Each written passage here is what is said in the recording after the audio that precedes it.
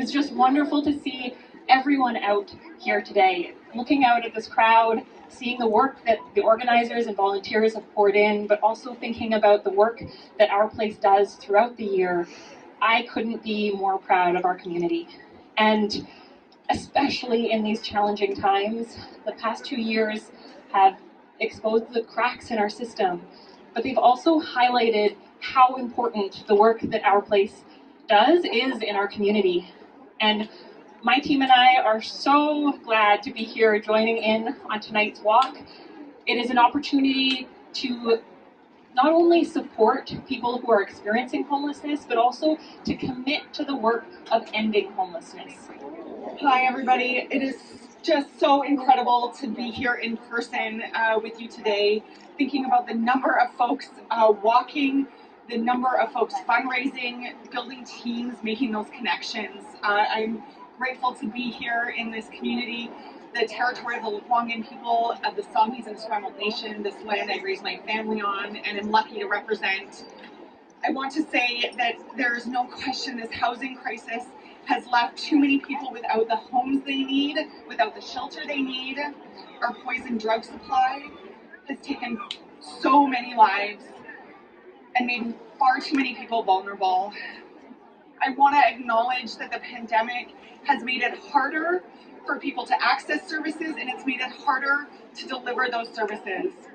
And it's organizations like Our Place that have risen to the challenge at every turn, not just over the pandemic, but especially over the pandemic. We are committed to getting this right, to moving from a reactive strategy to find people homes and connection to a proactive to end homelessness, to prevent homelessness. New shelters over the last year, again, that Our Place rose to the challenge to staff and support people. New supportive housing units that are coming on, construction underway on a few places in our community. New complex care plans for places around the province. It's so needed, it's so overdue.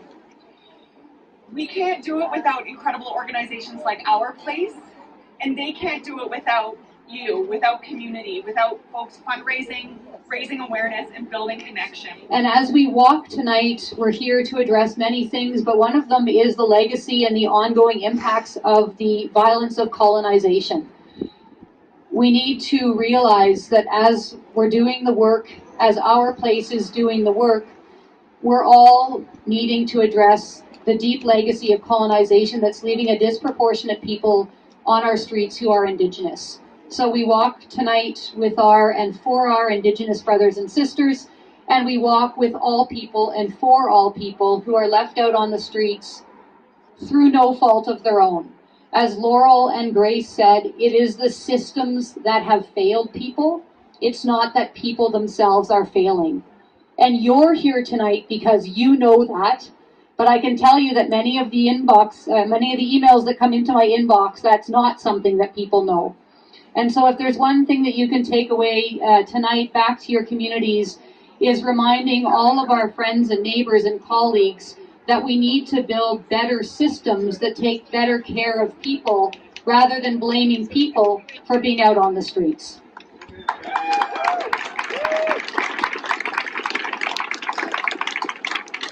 So with that, thank you all for coming. Continue to support Our Place, continue to support each other, and continue to support the very most vulnerable members of our community as we come through what has been a terrible time for everyone, but most particularly those who fell through the cracks, as Laurel said, and who are going to need extra support as we rebuild our community coming out of COVID. So thank you, stay safe, and thanks to Our Place for inviting me to speak this evening.